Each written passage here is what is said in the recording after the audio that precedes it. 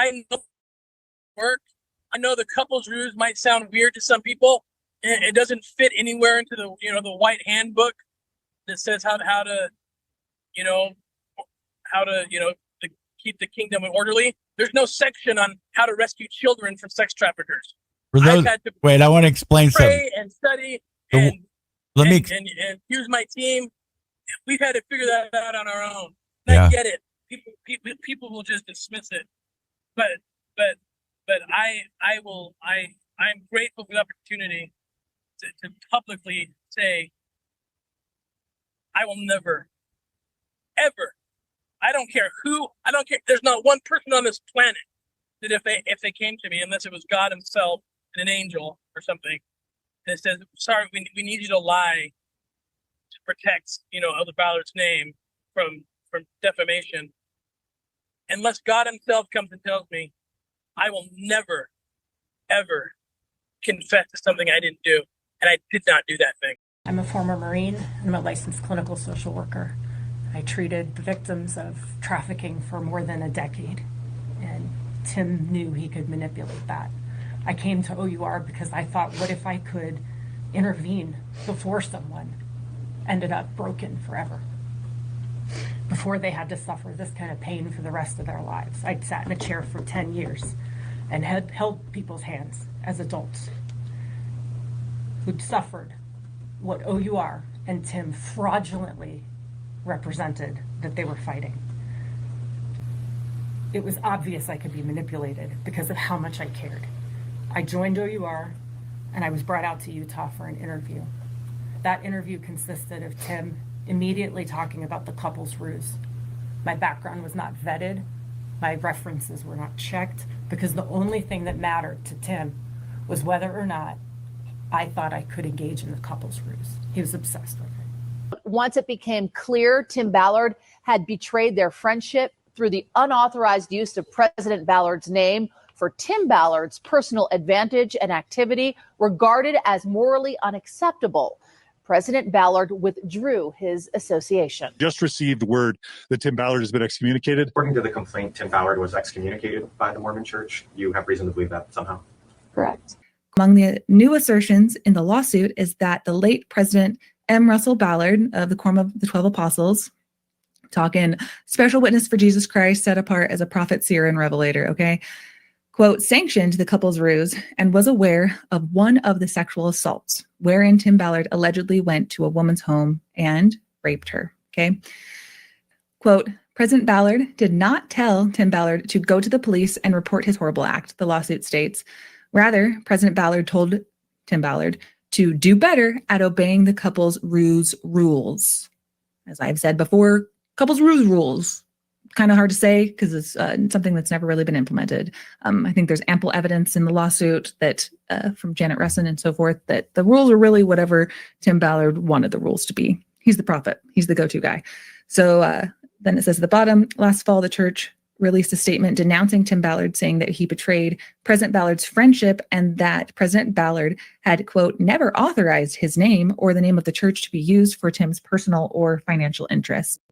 And the new board is phenomenal. They've taken care of cleaning up a lot of the sins of the past. So I just think we're positioned for a very bright new future.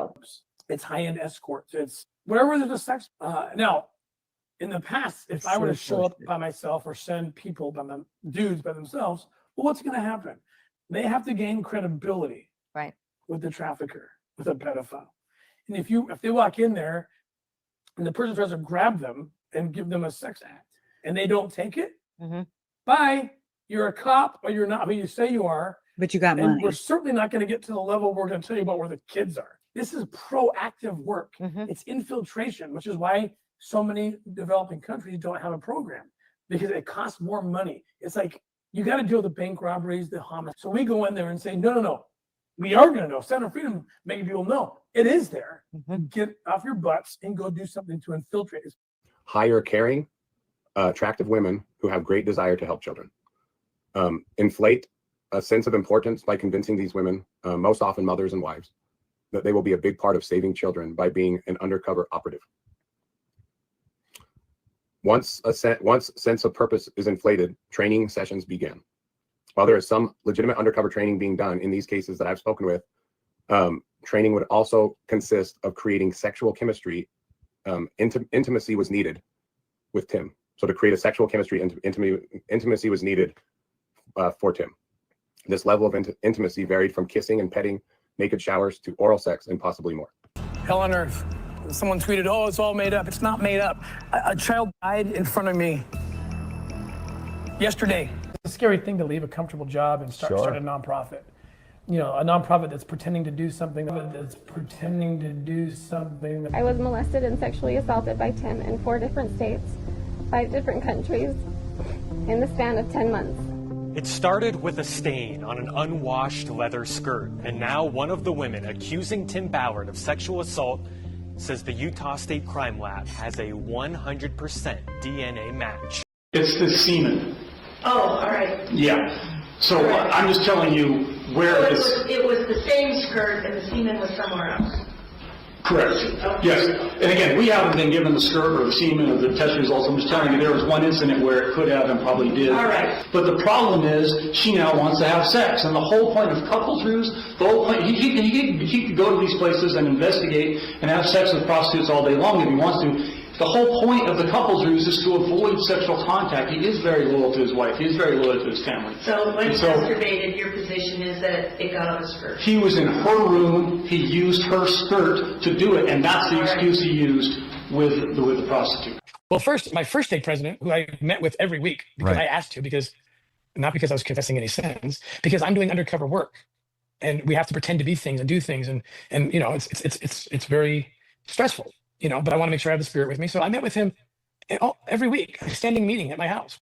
It's like, kind of, we need to spice up things, you know, because like things aren't great right now. But you know, to spice it up, like, let's not like where our Jesus cameras to bed. I've made a covenant. I'm like, really? Where's it in the scriptures that says you wear these? Because Joseph Smith was killed not wearing them. Like, they're great. They're great, whatever. They're fine. They're symbolic, whatever. But it's like, I'm saying, take your garments off. This lay naked. But to make a case, that's what they're going to do. That's what all of them are doing. All these weird and crazy things that I'm being quoted as saying, that's my undercover persona, whether it's in a training text, or in undercover text messages. These are undercover conversations that have to be dirty. It's not me saying it. But that's what they're focusing on, because that's what the case requires in order to gain the millions they seek. Why I have this insider information, I just know all the characters in the story, and I've talked to them personally since all this has been going down. And the thing that made me mad about Tim recently is I feel like I'm kind of duped.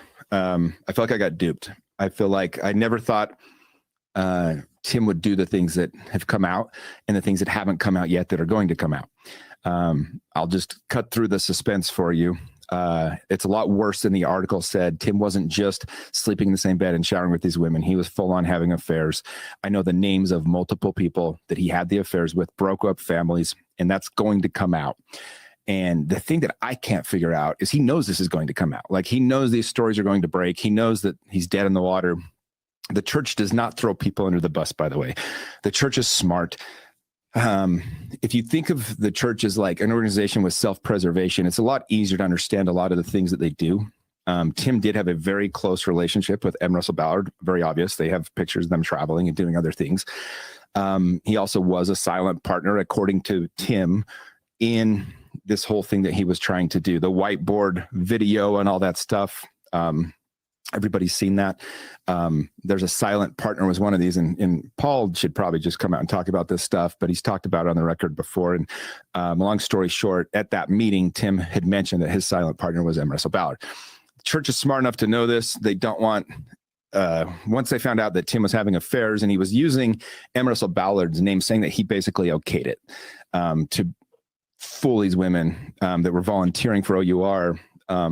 And that's why he was essentially betrayed so badly. That's why the church publicly made sure that everybody knew that the church didn't endorse Tim or OUR, because it's that bad.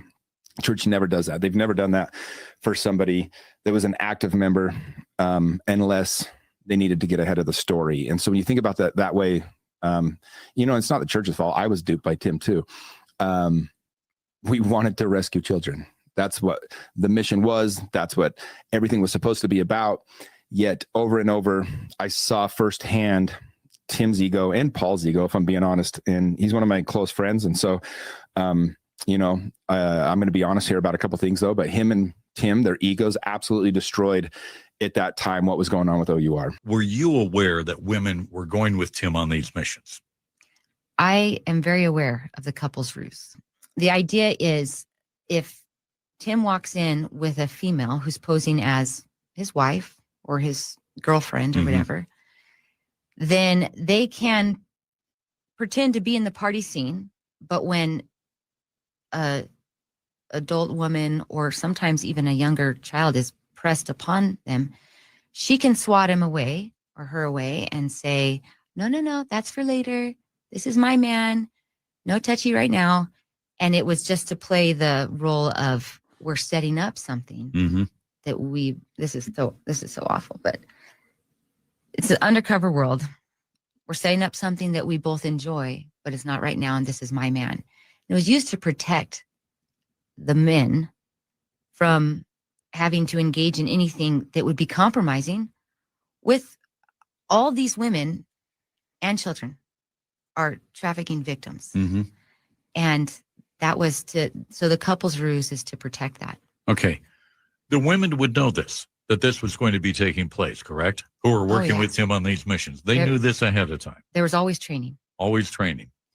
Could they have seen this differently than maybe what Tim had seen and saying, hey, this may have gone too far? Definitely. Considered if need be during an op was kissing on the lips.